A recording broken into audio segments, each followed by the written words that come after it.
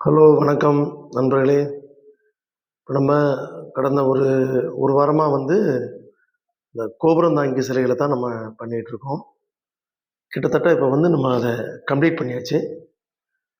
இப்ப நீங்க பார்த்துக்கிட்டு இருக்க அந்த மங்கையுடைய கையில குடுத்துருக்க அந்த முத்திரையோட பேர் சூசி ஹஸ்தம். சூசி ஹஸ்தம் அப்படிங்கிறது எச்சரிக்கைய குறிக்கிறது. அதே மாரி அதுக்கு பேரலரா அந்த பக்கத்துல மறுபக்கத்துல ஒரு ஆண் கோபுரம் தாங்கி செஞ்சிருக்கோம். அதனுடைய கையிலேயும் குடுத்திருக்க அந்த முத்திரையோட பெயர் சூசி ஹஸ்தம். அதுவும் இந்த எச்சரிக்கையை குறிக்கிறது.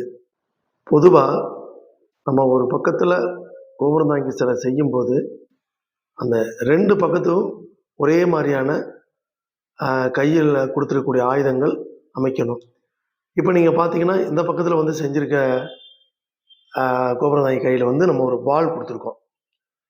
அதே மாரி அதுக்கு பக்கத்துல உள்ள அந்த ஆண் கோபுரம் தாங்கிக்கும் அதே மாரி அந்த ஒரு வாள் பிடிச்ச மாரி போட்டிருக்கோம்.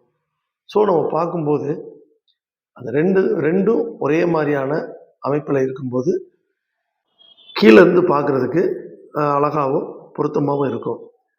2வது இந்த கோபுரம் தாங்கி முகம் செய்யும் பொழுது, அந்த முக பாவனையெல்லாம் கொஞ்சம் ஆ ஒரு கொஞ்சம் கோவமா, கண்கள அழகா உருட்டி, கொஞ்சம் கோப பார்வையில போடணும்.